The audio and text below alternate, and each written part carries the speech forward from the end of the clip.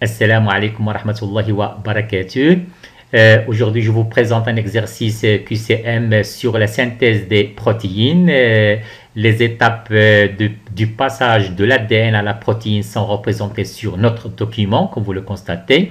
Donc, un petit rappel. Donc, au niveau du noyau, comme vous le constatez, un gène constitue une portion d'ADN. Il va subir, comme vous le constatez, une transcription. On va obtenir dans ce cas l'ARN prémessager. Celle-ci va subir un épissage pour donner l'ARN messager. Donc l'ARN messager va quitter le noyau par les pores nucléaires. On va la retrouver au niveau du cytoplasme où il va subir ce qu'on appelle la traduction. Effectivement, au niveau du cytoplasme, on voit très bien l'existence des acides aminés libres, mais aussi l'existence des organismes qu'on appelle ribosomes. Ce sont eux qui sont responsables, bien sûr, qui vont effectuer la traduction de l'ARN messager en protéines. Alors, notre QCM. Question 1, la transcription. Les propositions. Permet la transformation d'un ARN prémessager en ARN messager. Bien sûr, c'est faux. Assure le passage de l'ARN messager à la protéine. Bien sûr, c'est faux. Permet la synthèse de l'ARN messager dans le noyau. Donc, c'est vrai. Alors, bien sûr, la quatrième proposition se déroule dans le cytoplasme. C'est faux puisque la transcription a lieu au niveau du noyau, comme on vient de le voir sur notre document. Question 2. L'épissage et le passage de l'ADN à l'ARN prémessager, donc c'est faux. L'épissage, bien sûr, c'est un phénomène qui vient après la formation de l'ARN prémessager. Donc, deuxième proposition, l'ADN, bien sûr, l'épissage et le passage de l'ADN à la protéine, c'est faux. De l'ARN messager à la protéine, c'est faux aussi. Donc, c'est le passage d'un ARN prémessager à un ARN messager, comme nous l'avons déjà vu. Troisième question.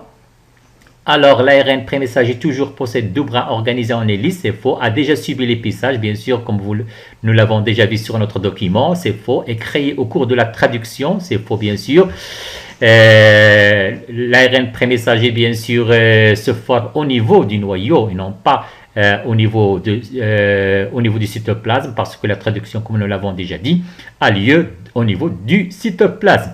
Et enfin, quatrième proposition est une molécule d'ARN complémentaire du brin transcrit de l'ADN d'un gène. Effectivement, c'est la proposition exacte. Quatrième question, les ribosomes, bien sûr les organites qu'on retrouve au niveau du cytoplasme, portent une information génétique, c'est faux, participent à la traduction. Effectivement, ce sont eux qui vont effectuer la traduction de l'ARN messager en protéines, participent à la transcription, c'est faux, puisque la transcription a lieu au niveau du noyau, ne peuvent pas se scinder en deux. Donc, notre réponse, notre proposition exacte, c'est la deuxième. Question 5, une protéine est synthétisée avant l'ARN messager. Bien sûr, c'est faux. Un assemblage d'acides aminés, effectivement, nous l'avons déjà dit. Donc, au niveau des ribosomes, a lieu l'assemblage des acides aminés, bien sûr, par transcription, par traduction plutôt de l'ARN messager en protéines. Un assemblage de triple de nucléotides, c'est faux, synthétisé dans le noyau, bien sûr, et les synthétisé au niveau du cytoplasme. La correction. Donc, question 1, l'ARN prémessager, donc la réponse juste c'est, comme vous le constatez, c'est un C, est une molécule d'ARN complémentaire du brin transcrit de l'ADN d'un gène. Deuxième question, la transcription, effectivement, c'est la réponse exacte, c'est le 2B, et donc permet la synthèse de l'ARN dans le noyau. Alors que, bien sûr, la question 3, une protéine est un assemblage d'acides aminés, comme nous l'avons déjà dit. Quatrième question, les ribosomes, bien sûr, elles participent à la traduction de l'ARN messager en protéines. Et enfin, bien sûr, la cinquième question, comme vous le constatez, l'épissage et le passage, bien sûr, d'un ARN prémessager à l'ARN messager. Merci.